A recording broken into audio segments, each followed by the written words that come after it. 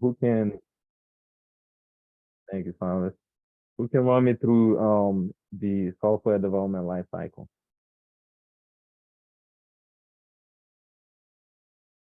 All the phases. Just, you know, actually who can take on the first piece? Just so everybody has some a little bit. Planning and analysis. Right. So what's that about? Well, planning is the first stage where the mostly the business analyst basically talks to the client and they get everything sorted out. And then analysis is like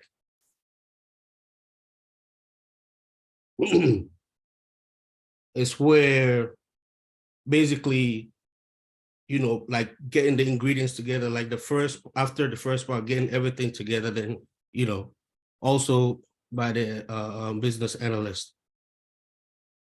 Thank you, Abbas. Yeah, I think we're getting a little bit mixed up, but I'll take it. Thanks for you know, volunteering for the first question. So mainly you're right, it's planning and analysis, the first two.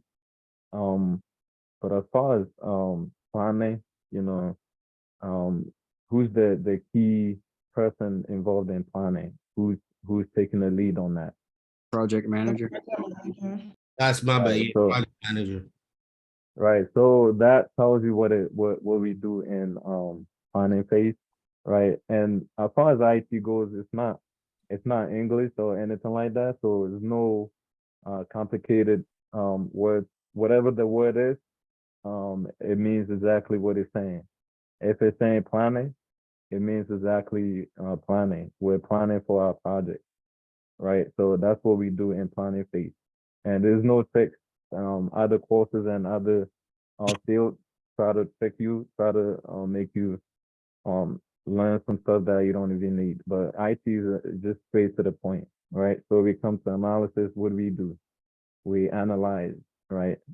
That's where the requirement gathering, where we analyze all our requirements, and that's where the BA actually takes on, you know, the key role, right? So we're trying to analyze the project, the requirements to make sure that they all make sense, they complete, right? And you come to design phase. Um, who can tell me what the design phase is all about? Uh, I can do that. This Go is ahead, where Eman. this is where you build a technical blueprint of the proposed system. Yep. And wait, what was that? Yeah. That's all I was looking for, the key term, the technical blueprint or prototype, right? So we're trying to create something. The designers, the UI UX people. So I'll be talking about a lot of all these key players that play the key role in these steps, right? Until we get to the testing phase.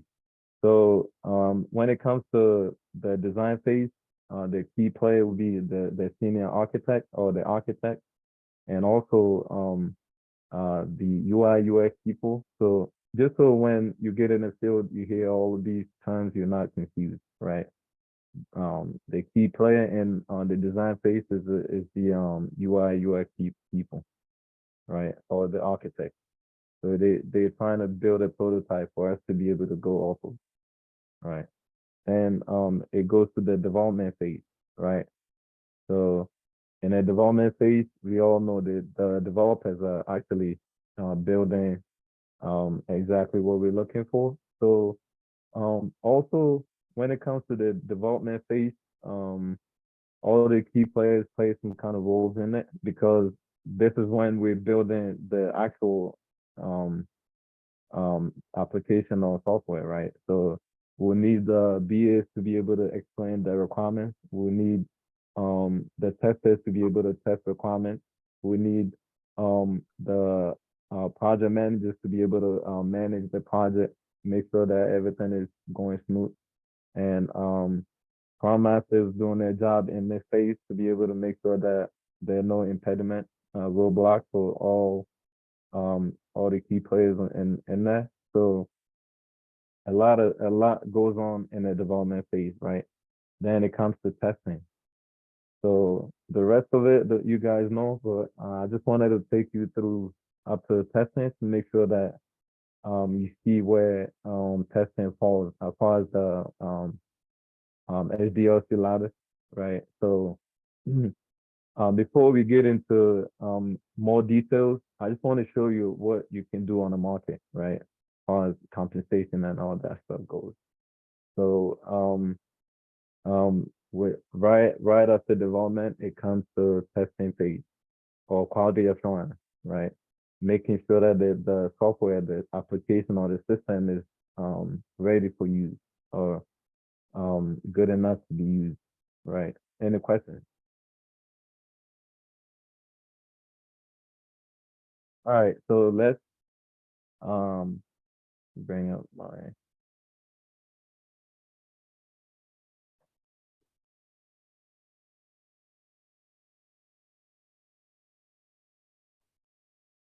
all right. So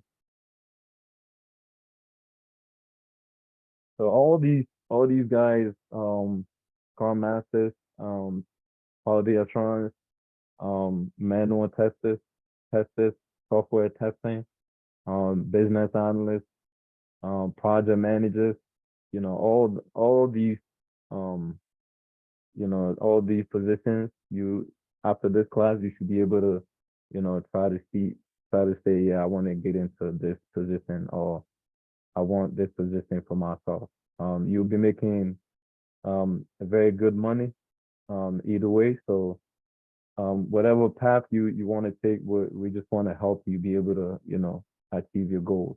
And I'm sure it's all about it may be not all about money, but mostly about money, right? So that's why we're here. So um, just pay attention to all these, different areas and make sure you're picking something that pique your interest. For me, it's all about the money. If the money is on the table, it's gonna pique my interest, right? So um, maybe some of you are like that, or maybe you like the other side of working as well, as far as making friends and all that. But some of us not into that. But let me show you some of the pay when it comes to the United States. The Canadians, you can actually do your own research, but I'm sure they get paid as well. So um, when it comes to software test engineer, like I said, it's all same thing, right? The only difference is some people might be doing a little bit of automation. Some people might be doing more manual testing, but they all get paid the same, right? So it doesn't matter if you want to. We actually this class will be focusing more on the manual aspect, though, because it's we used to do the automation stuff, and we felt like maybe we should just focus on the manual. So yeah, you could be making anything from as far as entry level from 63 to 150, or even more depending on what you'll be doing on the job. But at the end of the day, we're actually looking for you to be on the upper end, right? The kind of knowledge that we'll be exposing you to should take it to closer to the upper end, right? So so looking at this, the average and for manual testing, right? Only just doing manual testing, no automation, no scripting or anything like that. Falls into and as far as average is about 81. But the kind of knowledge we'll be instilling in you, we're expecting you to be around 194. I mean 94 up, right? So when you get on the market, you know your value. All right. So there's also something called Section 508 testing. This is all included in this part of the course. Section 508 testing. Also, just doing that, you'll be making a lot of money as well. And we'll get to it and you see how simple it is, right? something that simple, you could be making a lot of money also, and that's the reason, right? So that is that. Some of the numbers as far as testing goes, just to maybe motivate you a little bit. Maybe you're already motivated. So let's get into the courses. Any questions before we move on?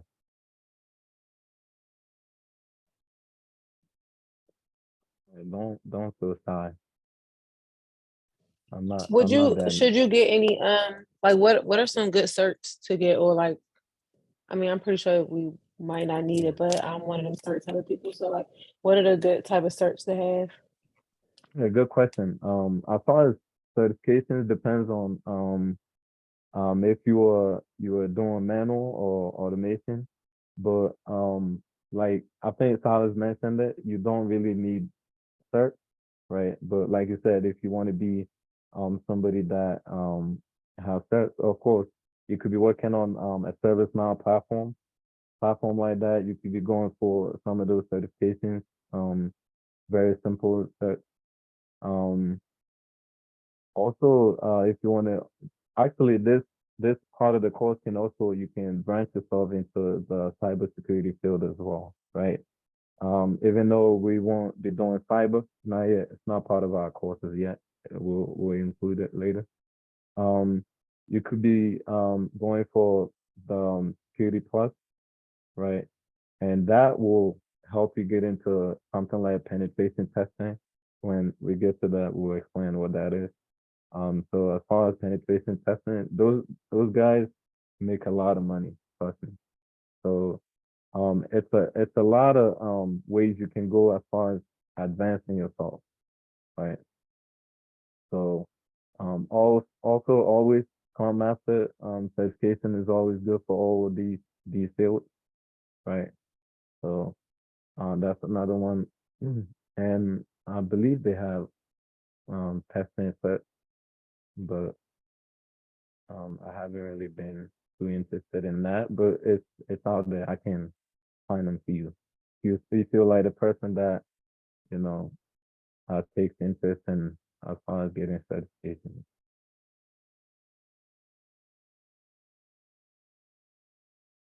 If you do, let me know. We can find a way for you to pay a little bit of the fee and get it um easier.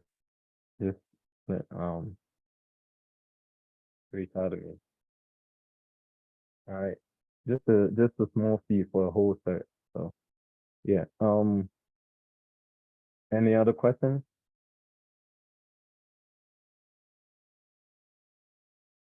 All right. So this is gonna be our lineup as far as our topics in this part of the course.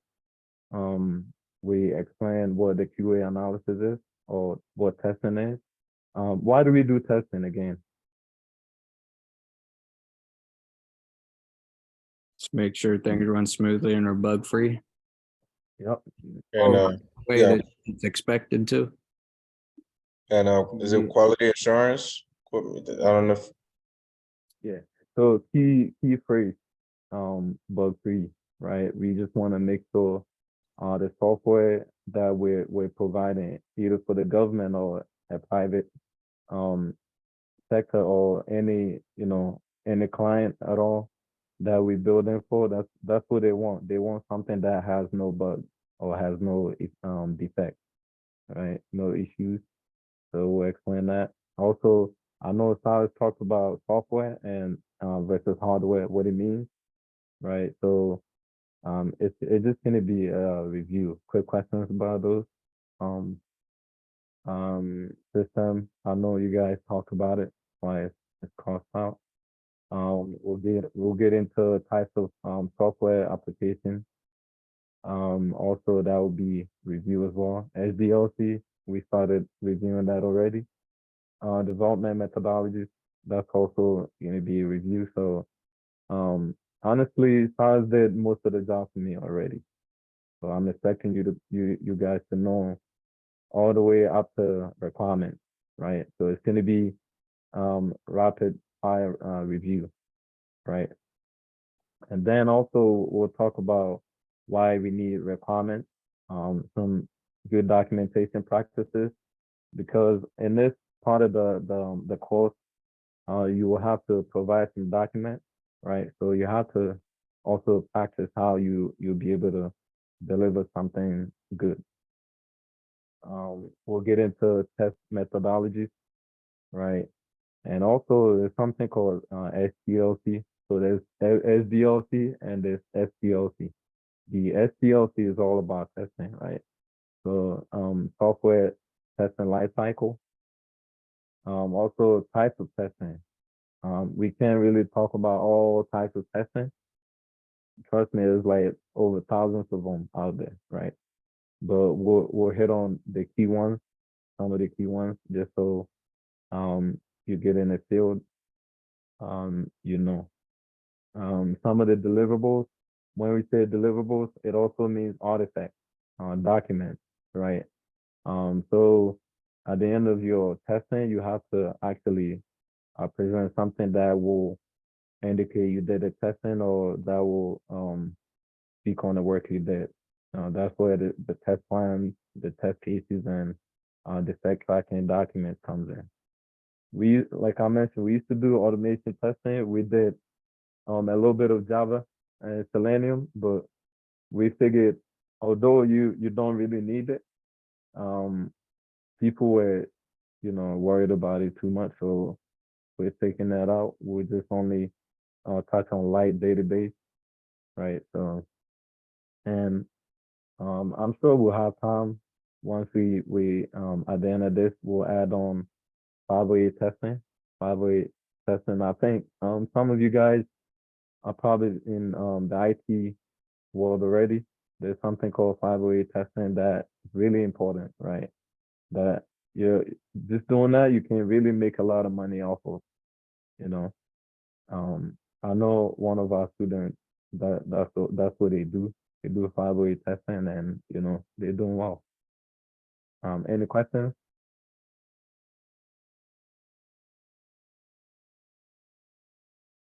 I don't hear all those analogies, man. You gotta bring them, man. Yeah, I heard some of those. Those are nice. Yeah, this is all new to me, so I'm just kind of letting this. So I'm just soaking it all in. Right.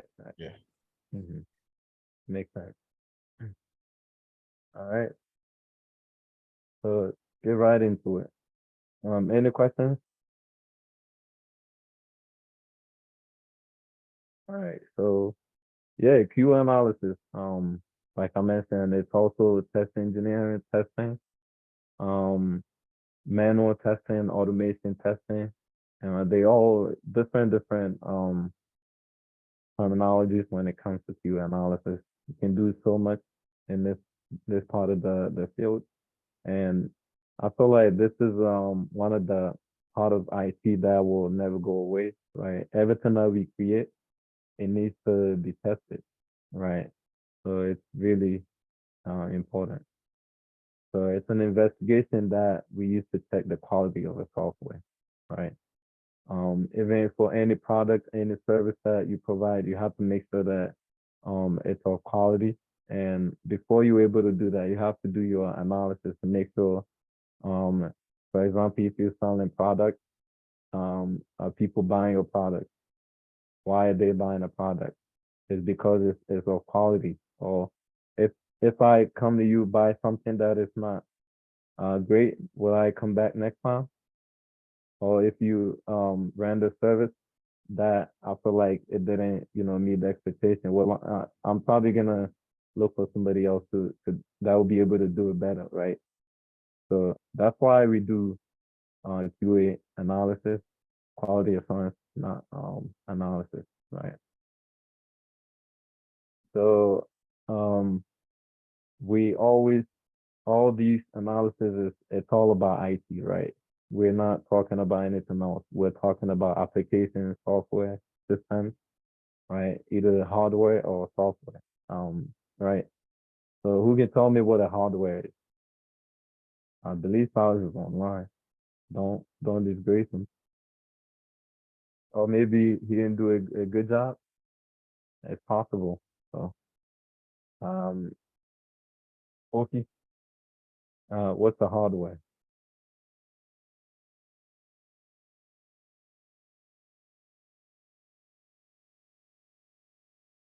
Oh, Pokey can't talk? Sorry, yeah, I can. Hardware is a component that's it's assembled to make a computer or a device.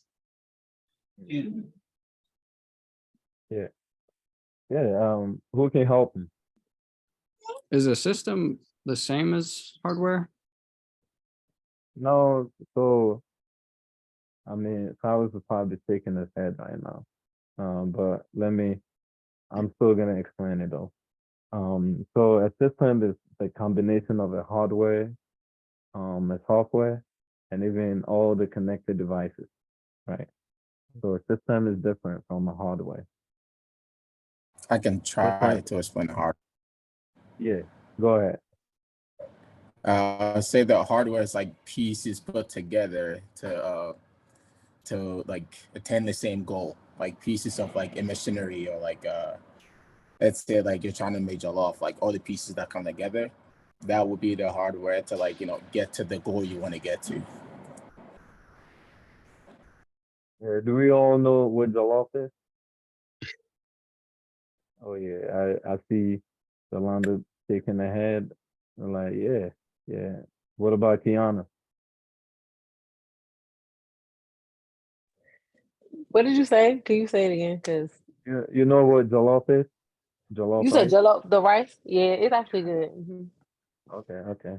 Which one? The Ghana one or the Nigerian one? I mean, I've had the spicy one. I'm not really a big spicy fan, but it was Yeah. good. I just needed some water. It depends on if I'm with a Ghanaian person or a Nigerian person. Oh, okay. Yeah. Be on whoever's team, whoever I'm with. Right, right. I like that. Go with the flow. Whoever's making it the best, you're with it. That's good. Yeah, so I think the explanation brought up the jollof a little bit. That's why. Um I think so Jasper got an analogy. analogy. There. Yeah. Go ahead. Go ahead. Go ahead. Yeah, Yeah, I wrote it in there. I was just saying, like, I think of it as a hardware is more of like an empty shell at the beach, whereas the crab that's homeless that finds it, needs a shield, is more of like the software, because now, the crab with the legs and everything, climbs in there, forms itself and conforms to that shell are the software, whereas the shell itself is the hardware. That's just how I try to think of it. that's not bad. That's a good one, actually. Yeah. You can think about it like the cell and what's in the cell, right? Yeah. But yeah, I like that. Um who else can I want the exact definition that Tyler gave you without reading it. Okay. Maybe.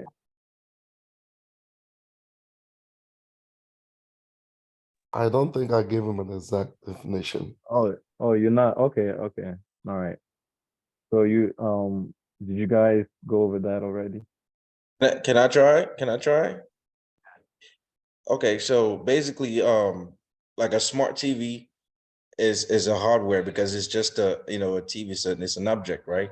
While as the apps in the TV itself with internet and every apps and components is what makes it Software. yeah, makes it work. Right, right. So yeah, that's a good example. Like your laptop, your laptop itself is running on the hardware. The hardware you're able to touch it, feel it, right? But all the applications, for example, an iPhone, the phone itself, it's a hardware, right? But all of the applications running in hardware is a software, right? Does that make sense? So essentially, the software runs in the hardware. Uh, when you combine those two with everything that is connected, for example, iPhone, you're using your iPhone, you have your AirPod connected to it. All these combine to be a system. Right.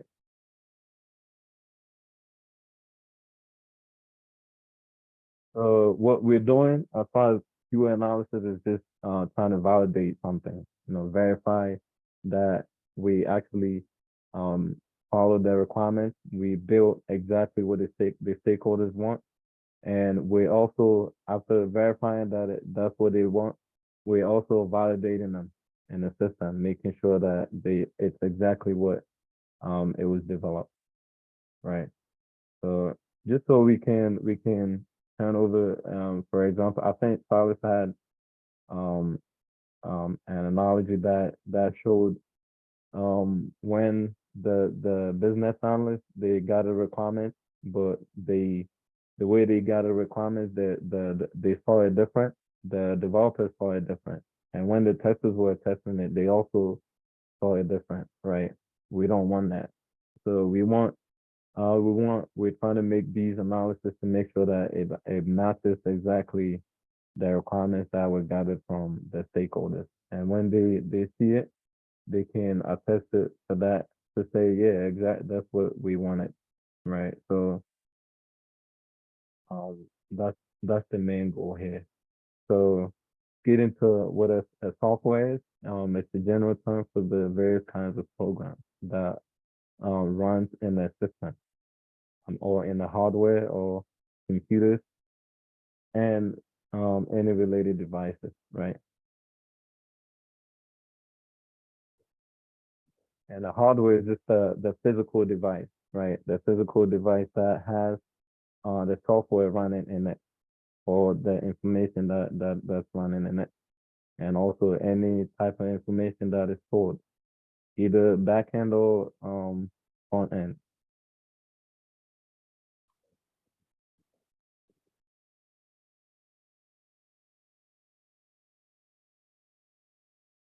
We try to show you some of these terms because you're getting into the IT system, I mean the IT world, and these terms are like the basics that we need to have an idea of.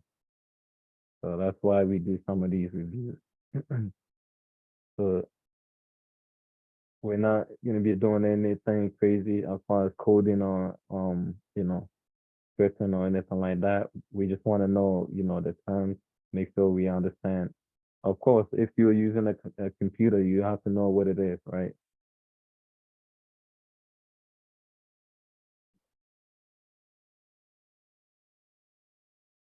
And also, if I'm going too fast, please stop me. Let me know. Ask questions anytime. Raise your hand.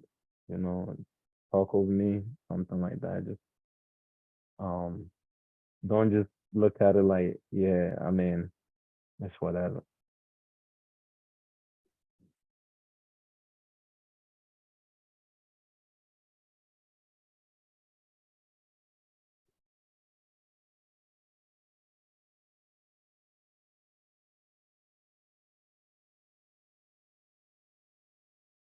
So types of software or applications, right? I believe Silas talked about it. Who can tell me what a desktop application is?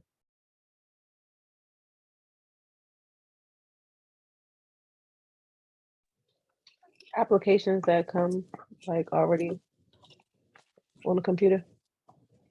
Right. So for example, like all these um like see how I have let me minimize. Is that the one that has only one user? Only one person can use it at one time? Right. So for example, some of these not including the and internet the some of these is only installed on my system. I'm the only one who can use it, right? But like you mentioned, yeah, that's the one that only one user can use it.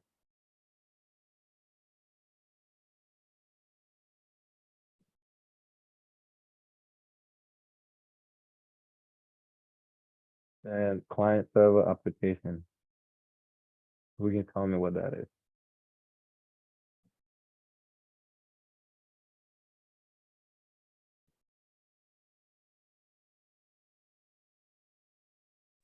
Is it menu driven? What's that? I said it's menu driven. Menu driven? Okay.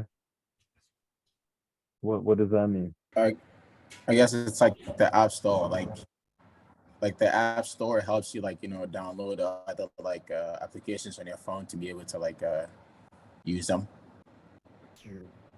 So yeah, so when you see something like this, you know it's there has to be a client, right? And there has to be a server, right? So even the game systems that we use can be client server, right? So the client can be where you're pulling all your data or your information from, and the server is what's feeding the information, right? So it's two systems talking to each other, right? The client is receiving information from the server, right? So does that make sense? Who's confused? What's that? Somebody said something or That's probably my daughter. okay. All right. Then web application, right? So web application, the key characteristic, you have your URL driven, unified resource location, right? And it's also it has IP address. So when it's a web application, you have an IP associated with it, right? So these are some of the information that we want you to know, right? It's it's not really going to be part of your job as far as you have to know in an interview or something like that, right? But it's very nice to know as a business analyst. You have to know. It's nice to know what a web application is if somebody's asking you. So you'll be collecting requirements, right? So and you're also going to be serving as the liaison between the technical team and also the business side as far as the clients, the stakeholders, right? Sometimes they don't even know some of these stuff, right? So if they see something like that, they need explanation. You know you have some knowledge to be able to pour into them as far as these are concerned. Any questions?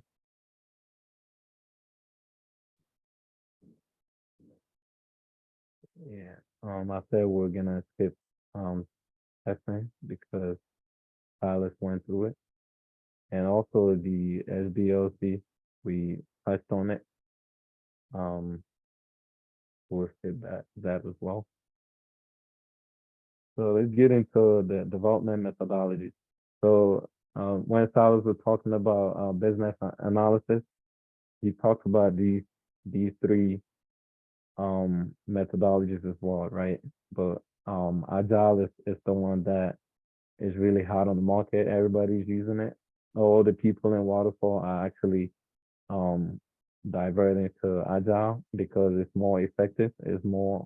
Um, it's more cost friendly, So um, we'll be focusing on that, but it would be nice for you to know what they are.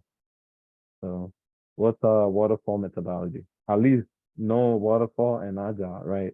So V model, um, you'll probably be working for like 10 years and you might not hear about it, but waterfall agile, really important. So what's waterfall? You can tell me, all right, let's put it this. You can tell me um waterfall and agile, what are some of the benefits and what are some of the detriments? With I can go first. I mean, Yeah, go ahead. with Agile, you can complete. I said with Agile, you can complete many projects, but with the waterfall, you can complete like one single big project, and then that's it. And then I guess the agile requires like less resources, and then waterfall like requires like a lot more resources. So the resource part is true, but let's say we put 10 years, um, and we're doing software development for 10 years. I'm sure you can build multiple projects or multiple applications with waterfall. Right. So I get the point that you were trying to explain that waterfall takes a long time, right? And it's linear. You can't really go back and make changes and whatnot, but you can still do a lot in 10 years, right? But as far as when waterfall usually sometimes the project lasts for like 6 months to 1 year and stuff like that. So um if at the end of the project you messed up, you have to it's you you wasted all the money. There's no going back and trying to fix it, right? Because it's linear, right? It's only in sequential form, right? So I get what you were saying. It's hard to build multiple systems and using a waterfall in a short period of time. But if we give you 10 years, maybe in 10 years you can build 10 applications or something like that. But it's like you said, it requires a lot of resources, right? And also you can see how costly it can get when you mess up in the middle or something, right? While agile, you're building in smaller chunks. So what's the smaller chunks called? You probably didn't get to that yet in BA, but who can tell me what the smaller chunks are? What's the term that we used to call that?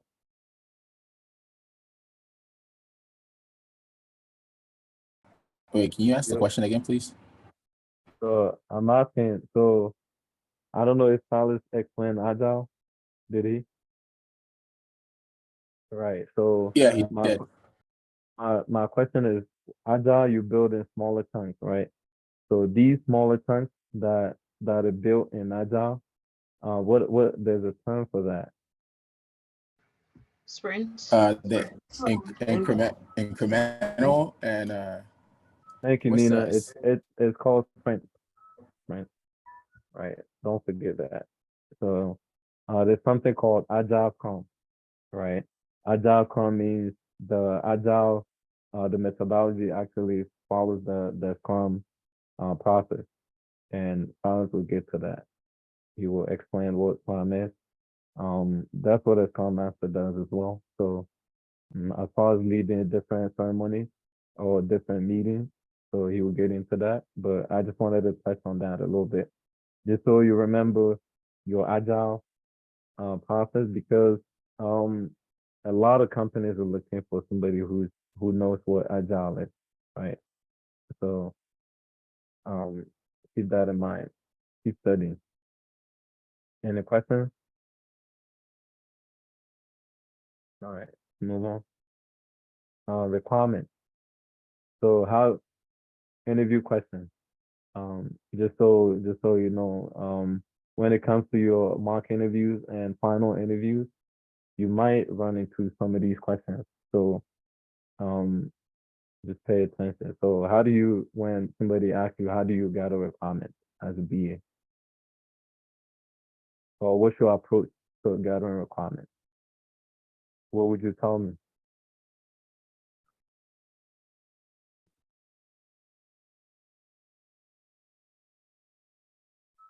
Vandruya? Did I say? Well, hold on. Did I say that right? Vandruya. Vendor, I'm sorry, could you repeat the question? So I'm asking if somebody asks you, how do you gather requirements? Or what's your approach to gathering requirements? Or what's your approach to requirement elicitation? What's the answer? What would you tell me? For gathering requirements, you mean like gathering the team I need in order to do the SDLC? No, just gathering requirements. Oh, okay, I see what you mean.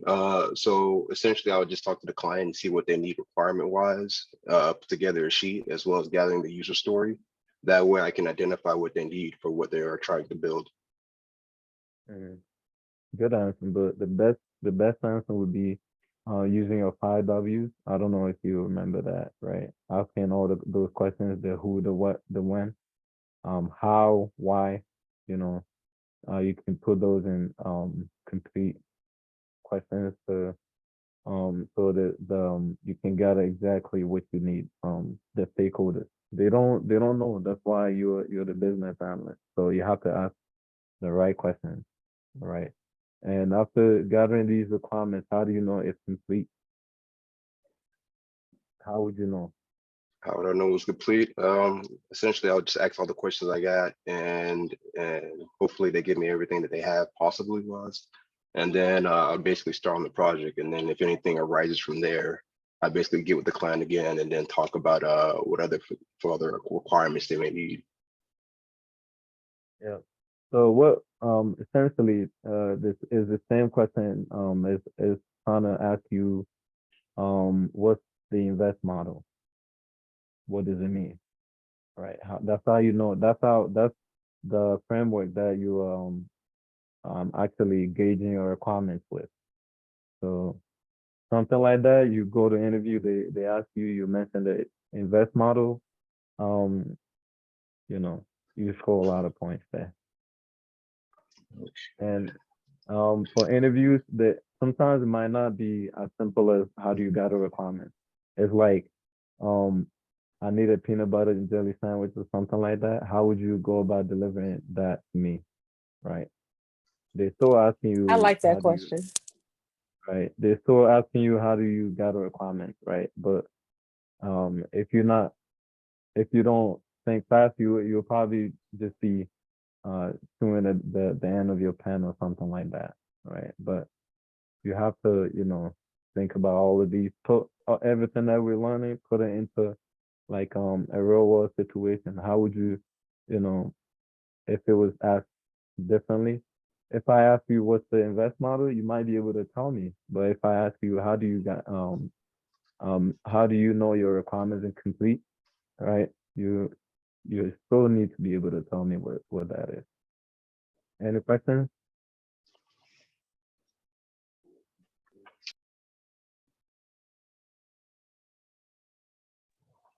That peanut butter and jelly question is the one every time. Right. Yeah, something like that. But you never know. It might be how do you go about delivering an airplane to me? So the same question, right? hmm Yeah. So talk about good documentation practices. So as far as documentations, we really need to practice. Of course, these days it's a lot of typing and not a lot of writing. So it's a little different now, but um, I believe, not too long ago, they can hand you the document and you still need to go through the document, make sure, it follows good documentation practice. So, the document looks good. As far as you analyzing it and all that stuff, but these days you'll be typing a lot, not a lot of um crossing the lines and putting a line through words and all that stuff, right? And putting your initials to it. But even typing that still works, right? So maybe we can throw out the correction tape, right? But as far as when you're reviewing a requirement and or you're writing a requirement, you're creating a document, you don't want to write delete, right? Sometimes you want to keep yourself honest, and also you want to go back to your document and see that, yeah, everything that I did, this is the reason why I did something.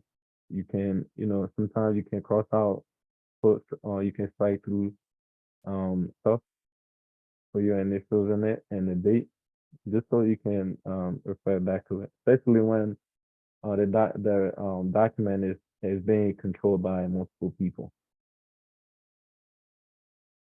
And always put the correct info. And also briefly, you can put a little bit of explanation next to your corrections that you make, right? Especially when later on they will be asking you questions about that stuff.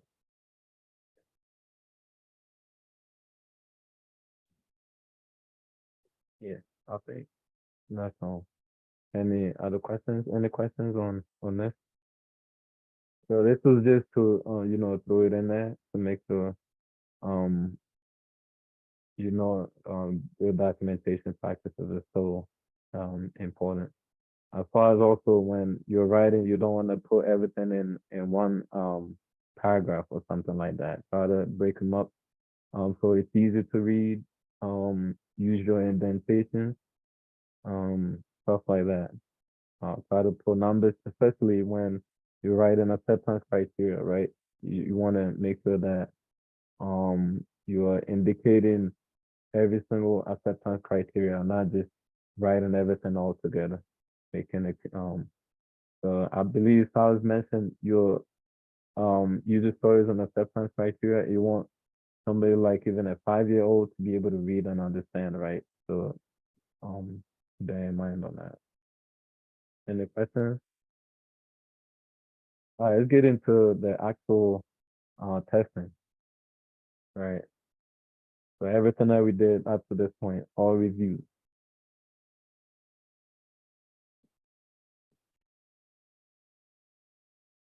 Not going too fast. All right, awesome. Yeah, I know you guys are fast, man.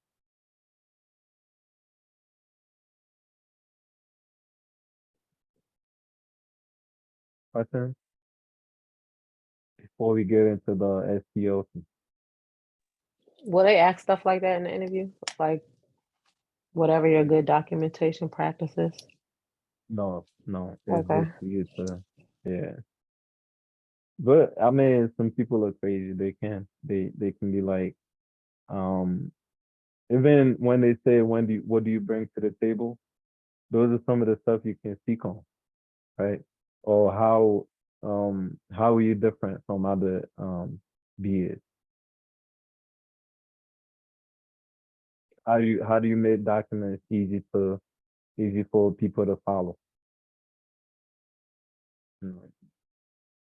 So yeah, You Go was ahead, Justin.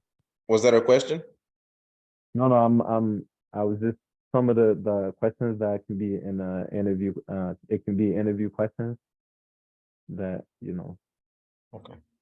So in the end, I believe Silas is going to provide a, a a packet that will have some examples of interview questions. So you know,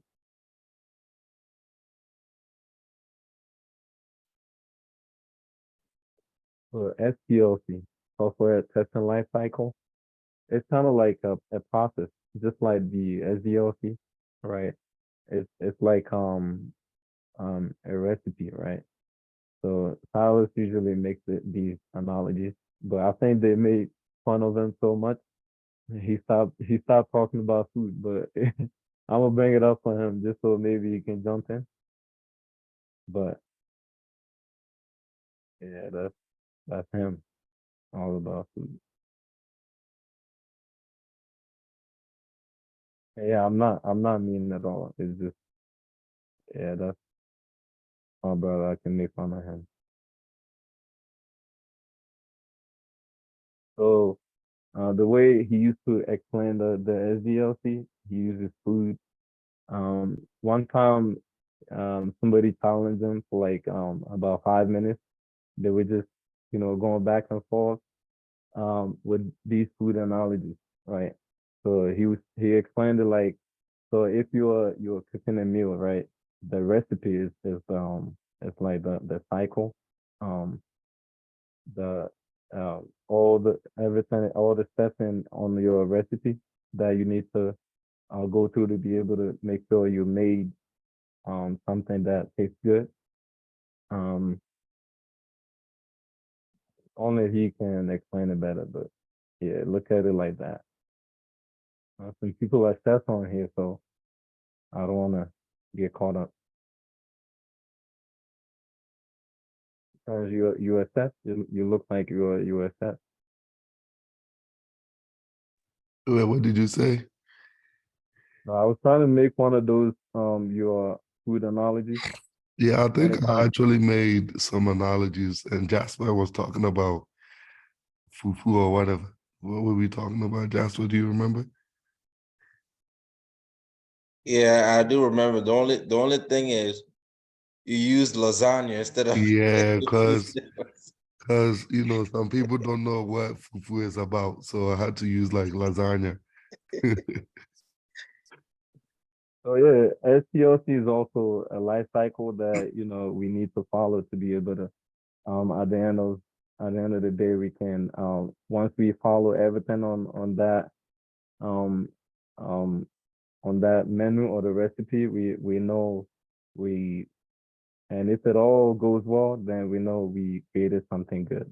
So testing life cycle is just a logical step, right, that we take to be able to confirm that a software is um, designed with quality and also it will be working as expected. And most importantly, it meets all of our requirements. So the BA will provide a requirement.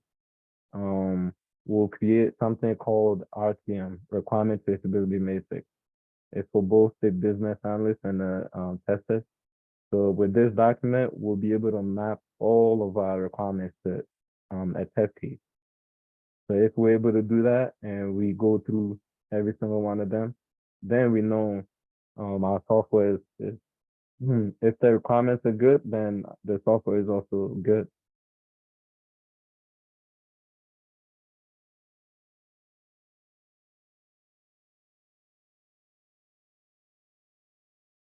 Any questions?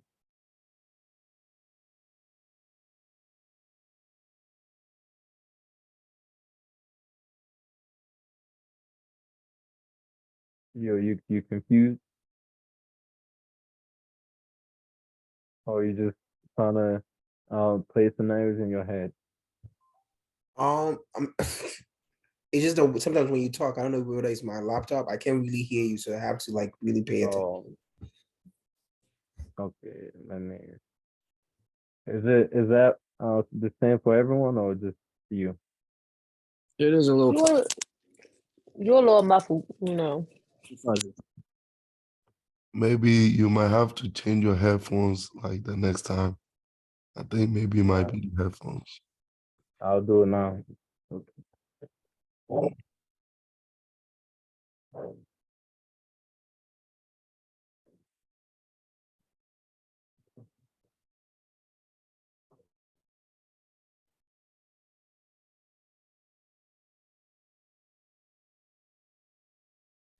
We really thought Silas had a bad Wi-Fi. This is not But about Wi-Fi. man, he got you by miles. You can hear me now, right? Is it better? Yeah. Yeah, so it's not about Wi-Fi, you see. I think it's our voice. You know, we have that very deep voice. But yeah, it's No, you're like more musical my, teacher. my He's like biology teacher. oh, my English is better. Like, no. He got just liven it up a little bit. Oh yeah, oh, I see. I'm boring. Why don't you yeah, just he's say the word? boring. That's fine. Yeah, so I'm a little Yes, Sam, more on the serious side, but you gotta be more yeah, funny. yeah, yeah. I will practice on that. So that's the fun part. At the end of the class, you'll be able to give us all these reviews. So um and don't hesitate. Just you're helping us trying to improve. So But that's what you get. I mean,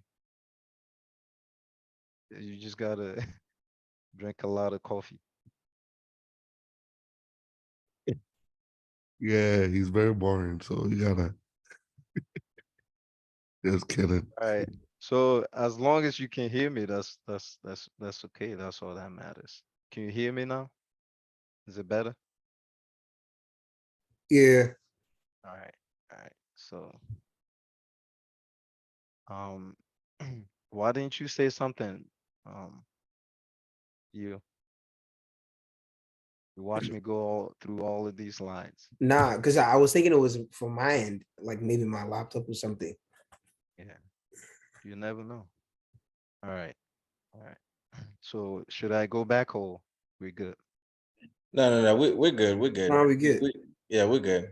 Wow, It's just that seems like you're boring. They don't no. want It's just that Silas gave us that analogy where you have a nice, cool teacher, right? And then you have that Yeah. one that doesn't care take about you. nonsense, right? Yeah. So everybody's just like, guy, we have to concentrate, So, Yeah. Yeah. I mean, you gotta sometimes biology is a subject too, you know. You just My, laid back. That's all. That's that's all. all. You just in your jam. That's okay. Yeah.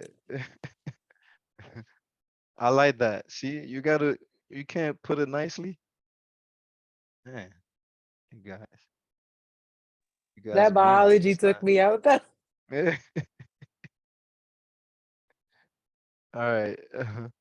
So yeah, I mean, testing is like that. It's tedious. So like, you know, you make money, but it's like that.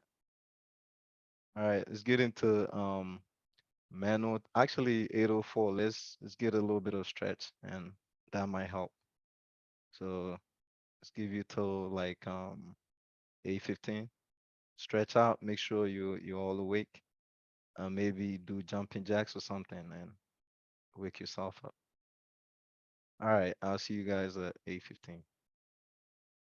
We're not going through 10 slides and people are people couldn't hear everything that I said.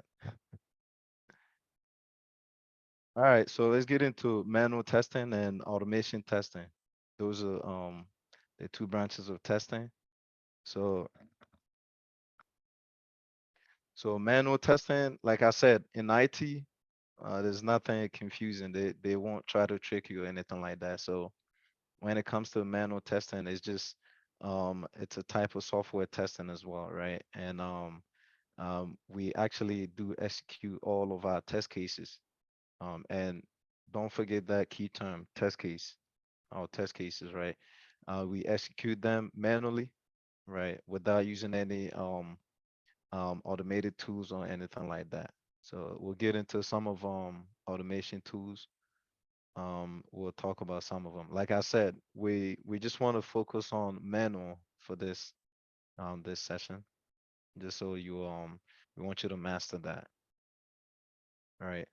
And automation testing, of course, it's aided by automation tools. So some automation tools, it actually involves scripting, right? So Selenium, um, X-Ray, those are some of automation tools, but I don't want you to get yourself concerned too much about those, right? So the type of testing that we'll be talking about, it can all be done in Jira, right? So when it gets to that point, Godfred will also talk about some of the management tools that we use in the field. Um, those management tools, that's where we pull our test cases and also um, user stories as well, right? We manage the project with those kind of tools, all right? So some advantages of testing. Why do we do testing at all, right? It makes it number one. Who can tell me the main purpose of testing? Again, that's the Make, same question that I asked in a different way. Amida? to make sure that the software is safe. Right, right. You can put it that, you can, put in your own terms like that, right? So So do we testing helps. Yeah, go ahead. could we also say to ensure software quality? Yep, that's perfect. Yeah. So it helps us identify system issues, right? So if what's a system again? When we say a system, what is it? It's a combination of programs that come together for a common purpose. Or No, I want you to use the proper terms as far as hardware, software, combination of hardware, software, and connected devices. Simple as that. Oh, you want to say something along that line, and that's not an interview question for a business analyst. It could be for a tester, right? And also for as a business analyst, you also want to know some testing as well, especially in today's market. That's why we combine everything, just so you have the full, knowledge. If even if you're going for BA, you know something about testing, right? And if you're going for testing, you know something about BA as far as getting requirements, right? Any questions? And also it ensures the application is reliable, right? For example, if we put a lot of people on the system, we want to make sure that those people um, they can get on the system safely and it's not going to crash the application or anything like that, right? So it helps us ensure reliability, right? It makes us, it makes us very happy, or maybe it helps us try to make sure the system is security, everything is in place, just so we're not worried about people hacking us or stuff like that. So testing helps us um, make sure our applications are secure. So the security also comes in. So there's something called security testing as well, right? That ensures the security of the application. And also it allows high performance. So like I said, when a lot of people are on the system, you want to make sure that they can all use it at the same time. So something that happened in the past, it was one of the government projects. They came up with a software, I believe, sometime in the COVID times. So it has so much demand, but the system wasn't performing highly enough. So um the every time like 100 people get on the system crashes, right? You don't want that. You created a whole application for the whole United States, right? To go in and make claims and all that stuff. And it's crashing when you have, few people on there. That's what we don't want.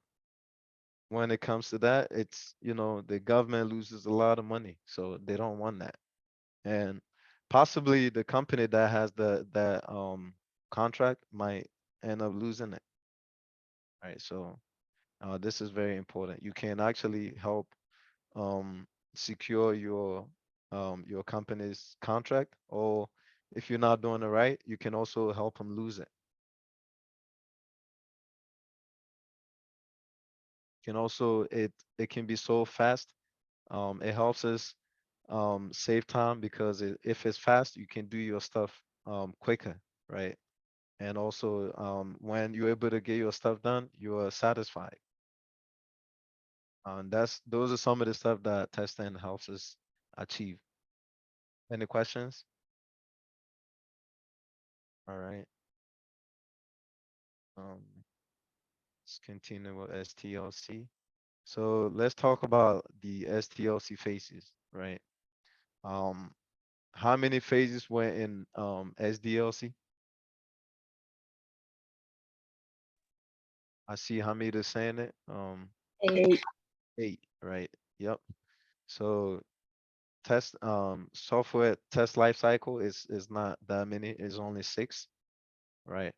and it's we'll talk about some of the descriptions that are a little different, but all the same. It's all the same. So it's kind of like similar. We just, for example, like um we have the planning in the analyze phase or in the design phase. So it's a little similar, but not the same. So these are the steps that we have for SDLC.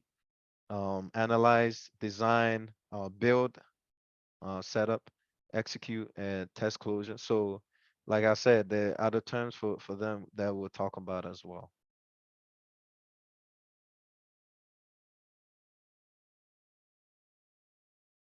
Questions?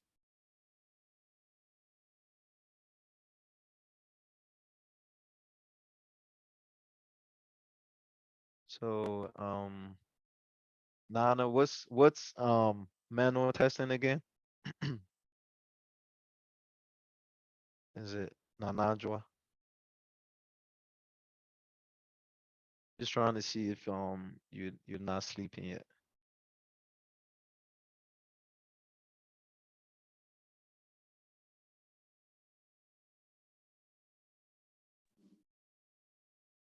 Can you hear me, Nanajwa? Yeah, I can. Okay. So I was asking what's manual testing? When we manually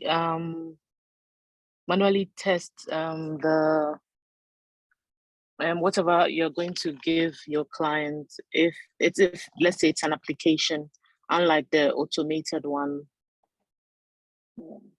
Yep. So you can say, remember I mentioned independent verification and validation, Yes. right? Yeah. So we're trying to verify our requirements and also validate the system, right? So Okay. um as far as manual testing, we're doing everything manually, no automation tools involved. So yeah, thank you. Okay. Okay. Yep. Let's see, 26. All right. So analyze, right? So um when we say analyze, what do you do in analysis phase in SDLC, right? That's where as a business analyst, that's where you got the requirements, right? Right. So in the testing phase called analyze, that's when as a tester, you will study all the requirements and make sure that they all testable or identify all the requirements that are testable. So some requirements, as a manual tester, you will not be able to test them. So which ones do you think might be the ones that you won't be able to test when you're doing manual testing? I believe Silas talked about different types of requirements. The non-functional requirements. Yeah, right on point. So non-functional means in the back end, is not it doesn't really concern you too much unless you are trained on it, you are doing something as far as automation, right? But as far as manual testing, testing the UI, you only testing everything that you can see, right?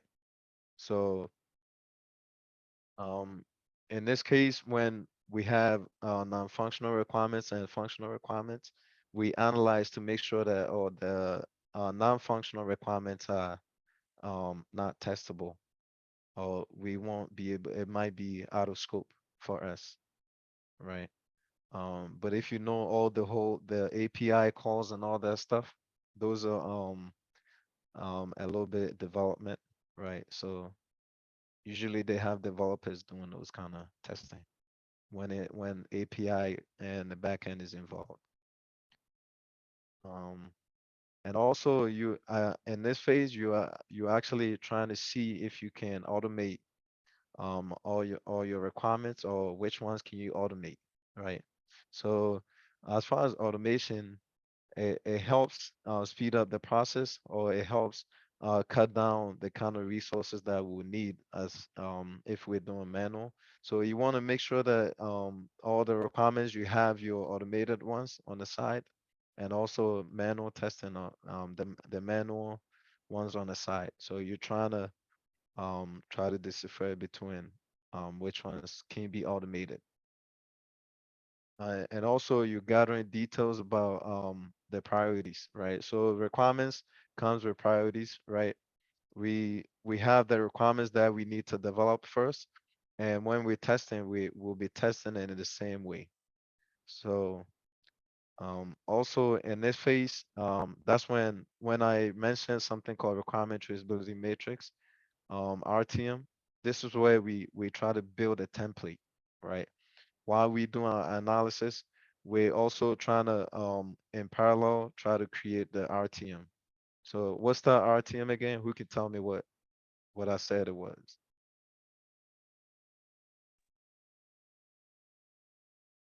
Yeah, this one is a tougher question. So Requirements, essentially, traceability matrix. yeah, what I'm asking, what is it? As far as the definition for that, you gave me the meaning of the acronym, right? So yeah, like I said, this one is a little tougher. Yolanda, you have something? I was just gonna say, is it just like a trace of the work that you're doing so you can backtrack it later on if you had any mistakes or errors?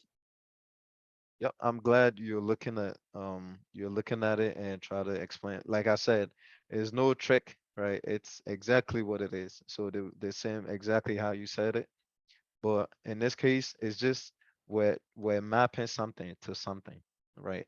And if two things that we're trying to map is the requirements and all the requirements and the test cases that we create, right?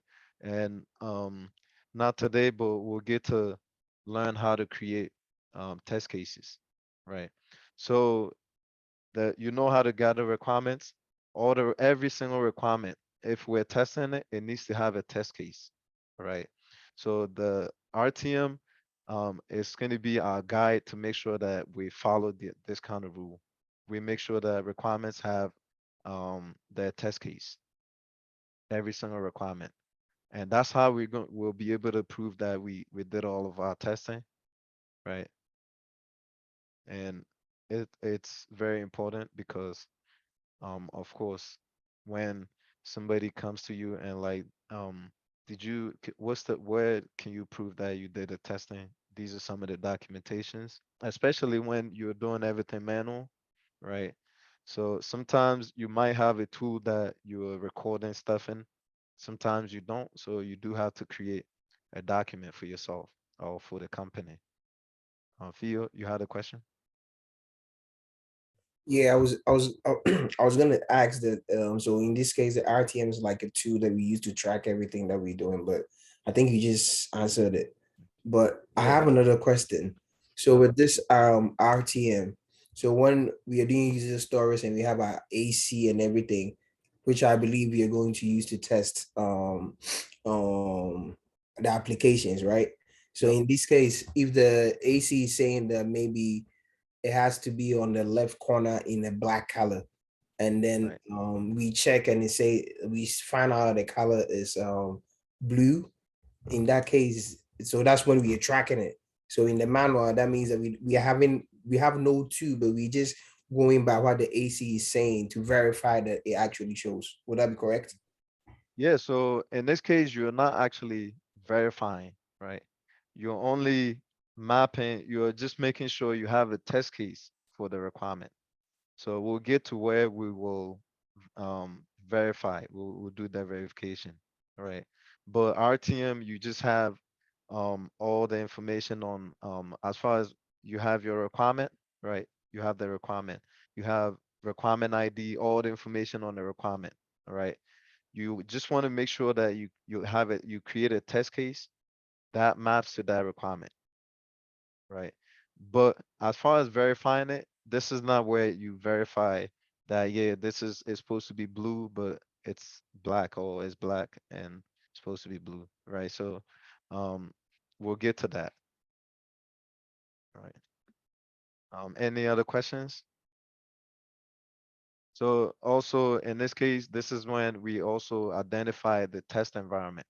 So when you get in the real world, even as a business analyst, you have to understand environments, right?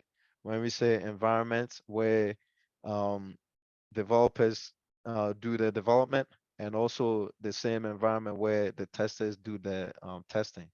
So some types of environments. I don't know if I had this in the PowerPoint, so please try to write it down. So when we do talk about some environment, either for development or for testing, we have the dev environment that most people call it dev environment. So dev environment means this is where the development goes on, right? There's also QA environment. QA environment, this is when we do our testing. So sometimes the application or the code is not pushed to um, the QA environment, and we still want to do the testing on it. We might have to do the testing in the dev environment where the code is, right? So once we identify the environment for the testing, we'll have to make sure that the code is in there, right? For example, if we're adding a registration page, right? We have to make sure the registration page is pushed to the QA environment to be able to test it, right? So there's also something called staging environment. So staging environment, it's always about the name, right? There's no tricks, right? This is when sometimes we do a UAT testing, user acceptance testing, to make sure it's ready to go into production or deployment, right? And then we have the prod environment.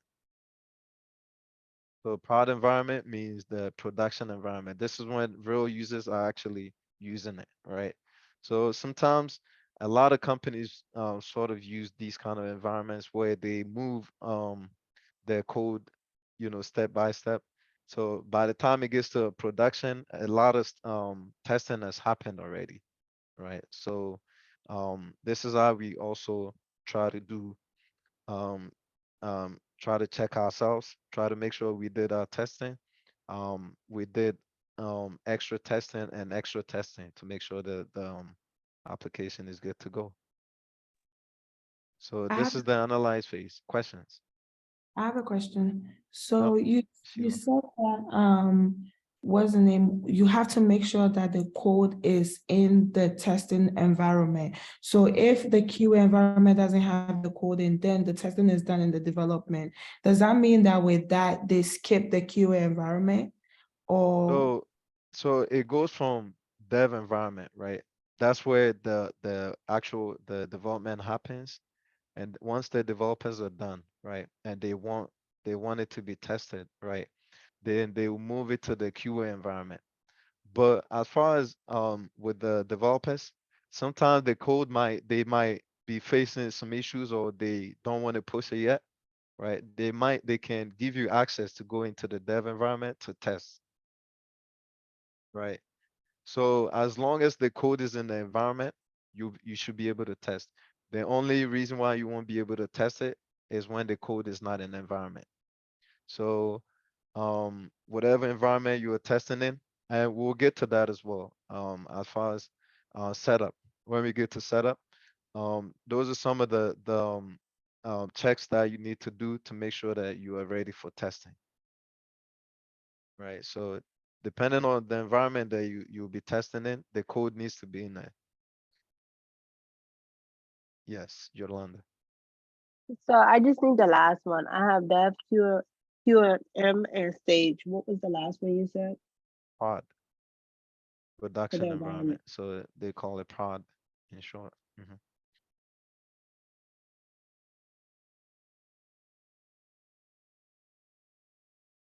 Any other questions? For staging environment, what did you say before ready to go for deployment? So for staging, right, this is where we're trying to do a final check as far as getting real users on the code to be able to test it to make sure that it's good for the prod environment. So when it goes into production environment, that's when actual users will be using it, right? So staging, this is where we're doing our UAT, user acceptance testing. We have selected users that will be testing in this environment, right? But still, the QA is going to be the one creating test cases for these people. Right. And sometimes nowadays, business analysts, some jobs have business analysts creating UATs, right? User And acceptance testing. Mhm. the final check with real users is in production environment. So, yeah, when real users start using the application, that's the production environment. That's when in that environment, if we mess with the code, we can really cause damage because that's when everything that we do is real, right? When it gets into the production environment, everything is real. So we don't want to mess with that code too much. So mostly testers, they usually go from dev, QA, and staging environment. Those are the three that usually testers have access to. They can create fake data and all that stuff and not mess with anything. Right. Thank you. No problem. Jasper, you confused?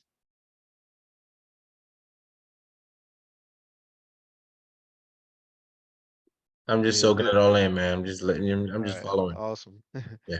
Yeah, just trying to do the checks just so I know you're bored, but you still have to soak in information. Boss, you can't fall asleep. Yeah, you still gotta learn. Wait, what happened? I said you can't fall asleep. You still gotta learn. I'm not sleeping. Eh, All right. Any questions? All right, let's do a couple more and can call it a day. Let's get into design, right? So STLC also has a design phase, right? So what would you think as far as analyze phase, who's playing the key role? I didn't talk Is about it, but if you think about it, The architect. not You- this one, Analyst, not design. I'm asking that about the one we just finished. The the analyze. Analyst. analyst. Yeah. um,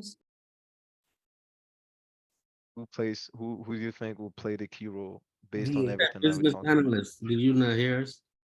No, it's not. That's why I didn't. I ignored. Yeah. You were wrong. I didn't want to disgrace you or anything like that. So Okay. yeah. So it would be the QA. We're talking about testers, right? So of course, the QA will be doing a analysis as far as making sure that they're ready for testing, getting the requirements ready for testing, right? So yep. So when then we go to design, the design phase, um, the key person that plays this role will be the senior QA manager or the lead QA or But in this phase, they can assign you tasks, right? Or they can, if you know how to do it, they can assign everything to you. But in this phase, this is when we create our test plan or test strategy. This is a very important document that we will spend some time on how we create the document. You guys feel like this is boring right now? Wait till we get to talking about test plan. It can be like 500 pages document based on how many requirements you have, right? So the more requirements you have, the longer the document is going to be. because we do include as far as requirements or as far as our test cases, we do include them in the test plan as well. So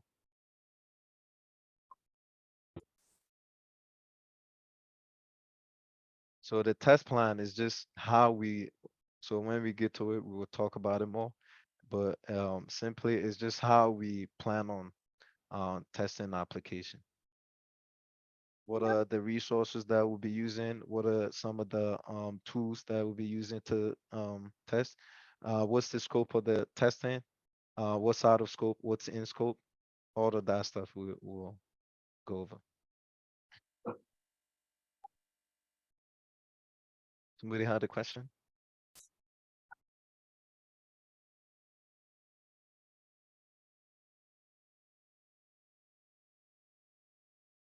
All right. Test tools needed for testing. So also in this phase, we'll plan on the type of test tools that we might need, right? Is it automation testing? What are the automation tools that we need? If it's manual testing, what's the manual tool that we need, right? So this is when you plan all of that stuff. And also you will plan your effort estimation. How long would you be able to test all these requirements that were delivered to you? Or what are the resources you have in hand to be able to finish your work? The QA manager will also determine roles for each tester, or do they need multiple or more resources to be able to complete? For example, we have 2 weeks, 2 week sprint. Besides talk about how sprints are, how long sprints are. Yeah. Okay, you get to it. Right. So for example, if we're doing 2 week sprints, we have to make sure that we do have enough resources to be able to test the requirements in the sprint, right? And also, is there any training that needs to happen before we can test the system or the application? All these happens in the design.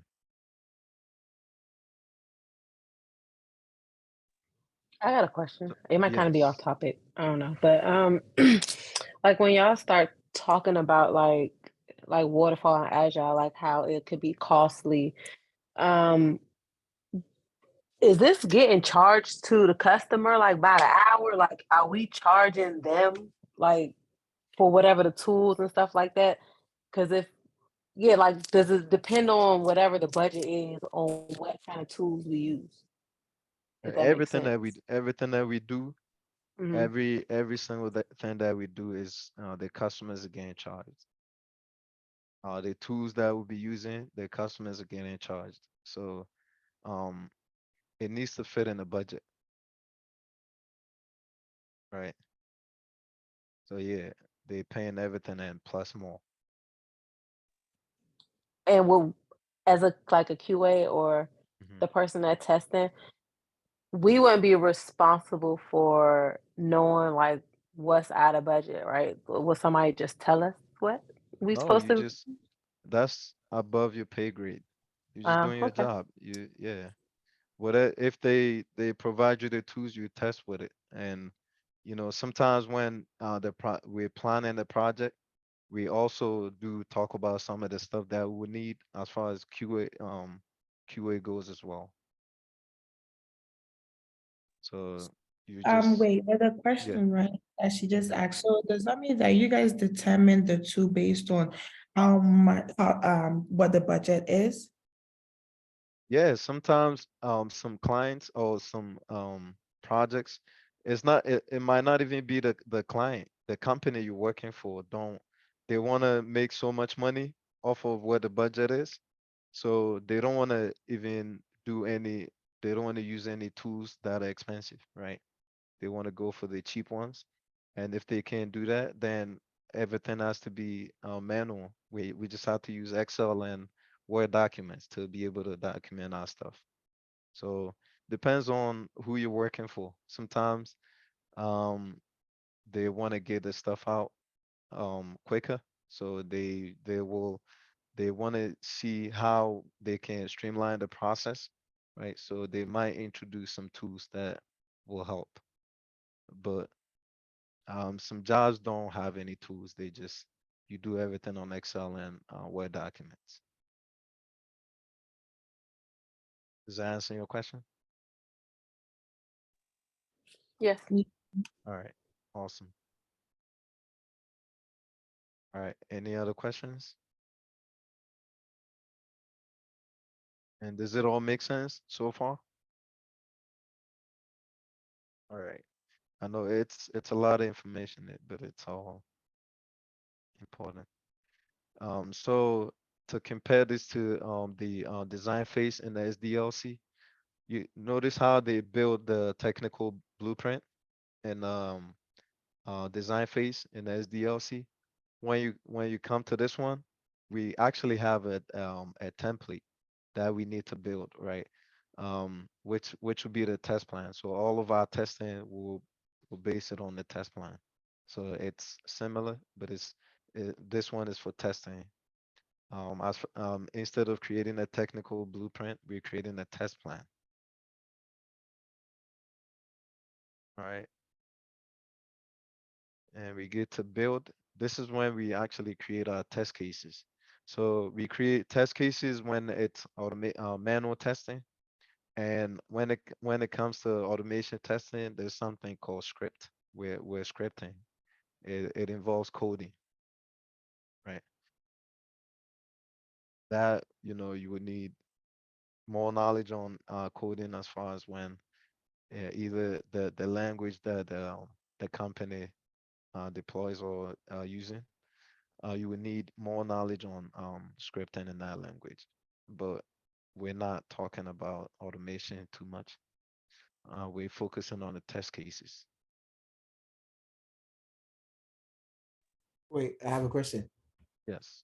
So, in that sense, if someone is a tester and they do automated, that will mean that they have to actually know some form of coding. Yes. Oh, okay. Yeah. You have to be able to do some scripting. So if, for example, if your company deploys Java, the Java language, which we used to teach, you have to know some Java to be able to, and also the other tools like Selenium that they use to automate, you have to know the Java, the Selenium to be able to automate your test cases or be able to write test scripts. We used to do that, but um, a lot of people were not for it. They're not. It was too maybe advanced at that moment. So, but you don't really need to know automation testing to be able to get a job in QA. Um, the reason why is that you can't really automate everything 100%, but you can do everything manually 100%. So no matter how the company wants to do automation, um, they might be able to do 30% automation. The other 70% needs to be manual. There's no company that only do automation testing. If you only do automation testing, then you won't be able to build quality softwares. Does that make sense? Yeah. Yeah. So in this phase, we actually create the test cases and the test scripts and review them, make sure that they actually make sense. Oops, had an accident.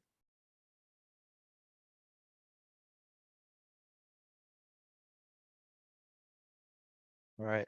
Um, I have a quick question. yes. So you know how you said we review them? Mhm. My question is, who's above them? I know we don't go straight to the client right away. Who's above them that's going to review their work before giving them the go ahead to start on the build?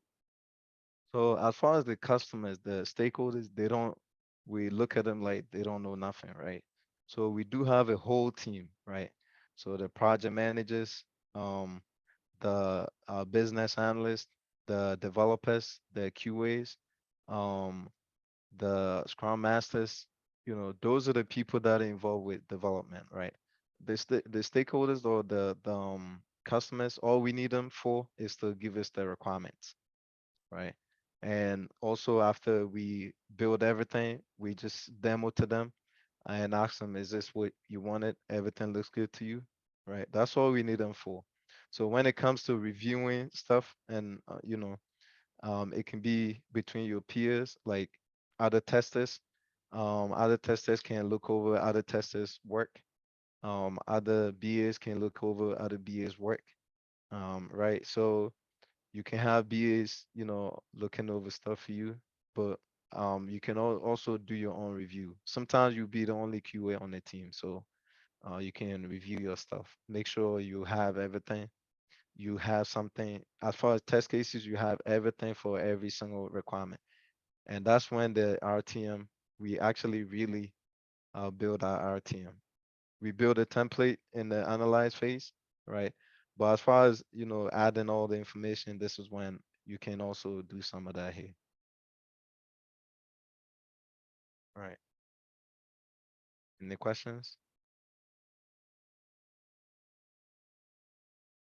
All right. So let's see.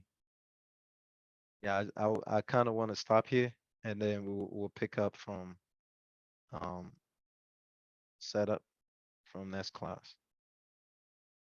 So we covered analyze, we covered design, we covered build. So the next class will cover the other three, which would be setup, execute, and test closure. Right? And then we'll look at some diagrams that will help us to capture the whole cycle. So we have 5 minutes. I'm open for any questions. I was wondering, right, with these steps, right, do you use the same steps for like, because I know QA is like huge compliance, right? So in like banking, compliance in banking, do you use the same steps when it comes to that field? Same idea, but not same steps. Okay. So the idea is to ensure quality for whatever we're doing. It's kind of like also QC in the lab, right? In the hospital labs, other labs, we do QC. We QC our stuff to make sure it's quality control, but different steps in different fields. I imagine. But think about it the same way. You can also apply that knowledge as far as how do you, how do you do your quality assurance in the banking system, and what's the reason why you do it, right? But the steps won't be the same.